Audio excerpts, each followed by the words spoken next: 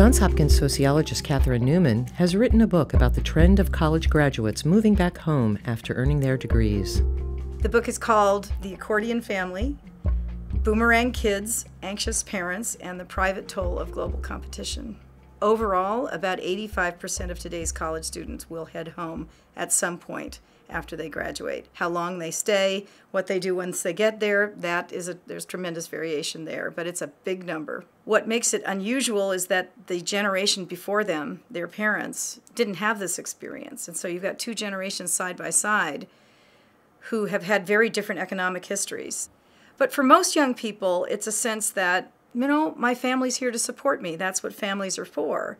And their parents, in turn, recognize that it's a legitimate function of parents to make sure that their young people are able to move up in the world the way they'd like to, and that a college degree alone is not sufficient for that. Jeremy is a recent college graduate who earned his degree and then returned to his childhood home.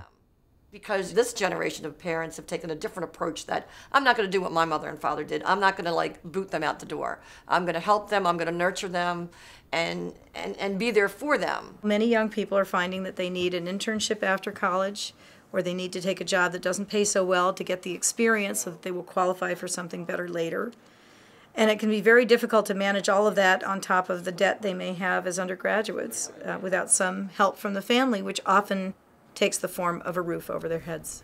Honestly, it was tough dealing with it at first, the whole, hey, I'm moving back home with my parents, but I was very quick to find out that a lot of people, a lot of my friends were doing the exact same thing that I was. So it made things a lot easier on me. The whole life course is elongating. Things that used to happen at the age of 22 are now stretching out to 25 or 27, on into the 30s.